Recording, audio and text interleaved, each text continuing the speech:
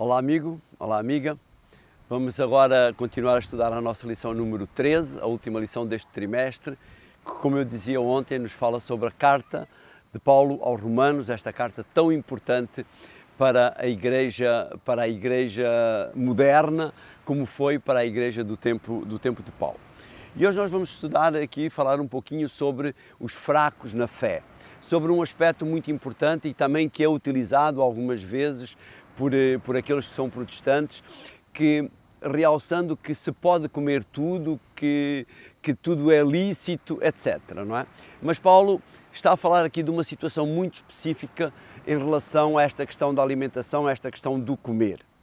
O versículo 3, a nossa lição de hoje vai abordar mais ou menos a temática do versículo 1 ao versículo 3 do capítulo 14, mas o versículo 3 diz-nos assim: Ora, aquele que come de tudo não deve desprezar o que deixa de comer certas coisas, e aquele que não come alguns alimentos não deve criticar o que come de tudo, pois também este é aceito por Deus.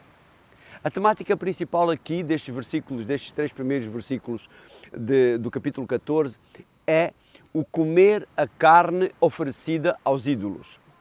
Muitas vezes as religiões pagãs ofereciam touros, ofereciam vacas, ofereciam carneiros, ofereciam borregos aos ídolos.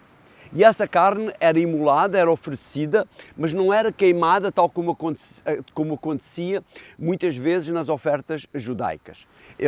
Ela era oferecida, os animais eram mortos e depois aquela carne era aproveitada e era vendida nos talhos, portanto, à população em geral. E que muitas vezes quando a população ia comprar, ela não sabia se estava a comprar uma carne que tinha sido oferecida aos ídolos ou uma carne que tinha vindo diretamente do matadouro. E isso criava alguns conflitos dentro da igreja. Ainda mais que o conflito de Jerusalém, quando se referia aos novos conversos, portanto aos gentios que se convertiam, dizia claramente que esta não era uma questão importante. Se eles soubessem que a carne tinha sido oferecida aos ídolos, então eles deviam abster-se de comer essa carne. Embora, como cristãos, isso não fosse relevante, porque estavam a comer a carne, uma carne que era lícita comer. O facto de ter sido oferecido a um qualquer deus de pau, de ferro, de bronze, de pedra, não tinha significado. Mas para alguns cristãos isso tinha significado.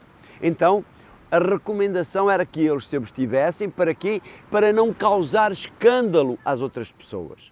E aqueles que eram vegetarianos, aqueles que comiam carne, que sabiam qual era a sua devida origem, não deviam criticar os outros. E aqueles que eventualmente comiam qualquer carne, também não deviam fazer disso um cavalo de batalha, não deviam ficar chateados, não deviam ficar aborrecidos porque os outros o reprovavam. E o que Paulo realça aqui é que aqueles que são fortes na fé procurem ajudar os outros. Aquelas pessoas que ficavam numa situação muitas vezes difícil perante estas situações, procurassem ser encorajadas por aqueles que já eram vegetarianos, por aqueles que sabiam a origem e a proveniência da carne, portanto, que faziam as coisas bem feitas, no lugar de criticar, deviam ajudar aqueles que eram novos na fé, aqueles que eram neófitos, aqueles que eram mais fracos na fé. Esta é uma atitude, sem dúvida, que se aplica a nós hoje.